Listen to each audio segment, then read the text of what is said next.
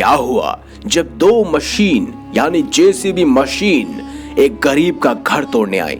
फिर जो हुआ उसे देख स्वयं वहां खड़े सभी लोग, यहां तक कि पुलिसकर्मी भी हैरान थे। आखिर क्यों वह उस गरीब का घर तोड़ नहीं पाए? क्या इसके पीछे भी महादेव की ही शक्तियां थी? आज की इस खास वीडियो में हम आपको यही बताएंगे। आप देख रहे हैं महादेव दर्शन।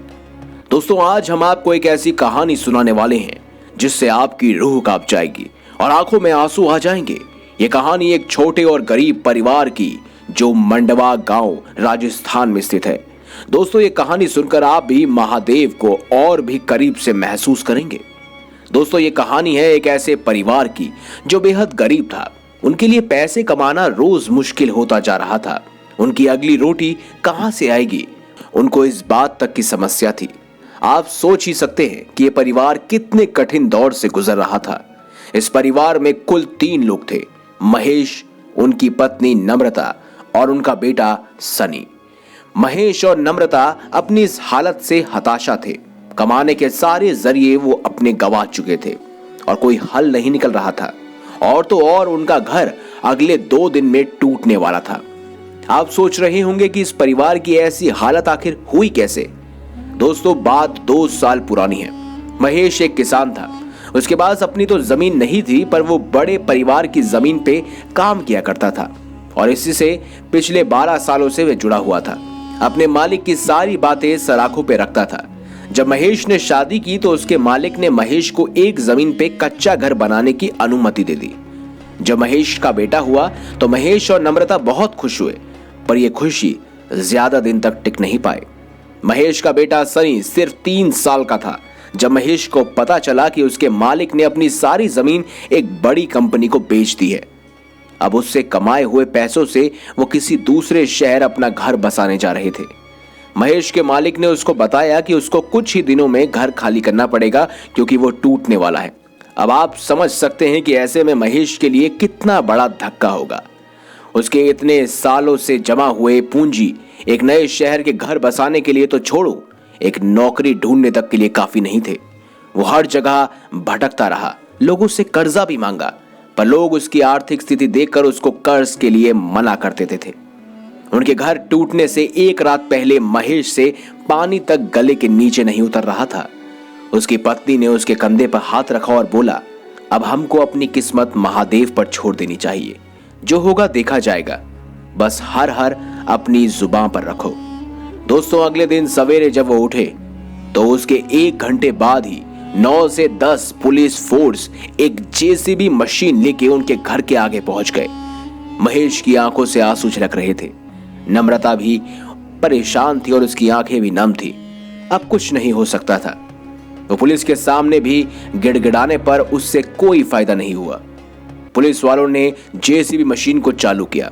मशीन का फावड़ा जब घर की तरफ झुका तोड़ने के लिए तो मशीन बंद हो गई। पुलिस वालों ने वापस मशीन चालू करने की कोशिश की, पर मशीन में से अजीबोगरीब आवाजें आ रही थी और वो बार बार बंद पड़ रही थी। पुलिस वालों ने आधे घंटे तक उसको ठीक करने की कोशिश की, मगर वो चालू ही नहीं हो पाई। उनको फिर थाने फोन करके दूसरी जेसीबी मशीन मंगवानी पड़ी। 1 घंटे बाद जब वो मशीन आई तो घर तोड़ने का काम वापस शुरू हो गया। आप यकीन नहीं मानेंगे, दूसरी जेसीबी मशीन भी घर के छत के एकदम ऊपर होते हुए एकदम से बंद हो गई। उसको भी वापस ठीक करने की कोशिश की गई, मगर वो मशीन काम नहीं कर रही थी। पुलिस वालों ने फैसला लिया कि वो अगले दिन फिर कोशिश करेंगे और वहां से निकलने के लिए तैयार हो गए। महेश और उसके परिवार को एक और दिन मिल गया था। अगले दिन की सुबह मानो महेश और उसके परिवार के लिए खुशियों की लहर आ गई थी।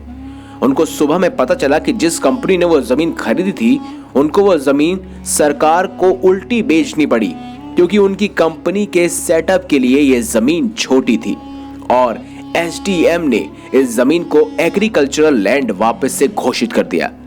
महेश की महीने की 20,000 की दिहाड़ी बांध दी गई। महेश और उसकी पत्नी बहुत खुश हुए। उन्हें यह चमत्कार से कम नहीं लगा। उस दिन महेश के पास के कुएं में शाम 4 बजे जब पानी लेने वह गया, जब उसने पानी निकाला तो बाल्टी में उसको महादेव का चेहरा दिखा। वो हैरान था। महादेव उसको देखकर मुस्कुरा रहे थे और महादेव ने महेश की पत्नी की बात दोहराई, बस जुबान पर हर हर रखो। और इतना बोलकर वह गायब हो गए, अंतर्ध्यान हो गए। महेश ने आकर अपनी पत्नी को यह बात बताई। वो दोनों समझ गए थे कि जेसीबी मशीन खराब होने के पीछे का कारण कोई और नहीं बल्कि स्वयं महादेव थे। इतना शुभ कार्य अब महादेव ही कर सकते हैं। इसीलिए तो कहते हैं दोस्तों, उम्मीद बिखरी पड़ी थी, नाव भी टूटी पड़ी थी, पर तूफान भी कुछ ना बिगाड़ पाया, क्योंकि सर पर मेरे महाकाल का आशीर्वाद था। तो दोस्तों, हर हर महादेव। वीडियो अगर अच्छी लगी है तो लाइक करें, हमारे चैनल को सब्सक्राइब करें और ज्यादा से ज्यादा शेयर अवश्य करें। मिलेंगे अगली बार एक नई खास वीडियो के साथ। तब तक के लिए बहुत बहुत धन्यवाद। देखते रहिए महादेव दर्शन, क्योंकि यहीं पर होंगे आपको साक्षात महादेव के दर्शन।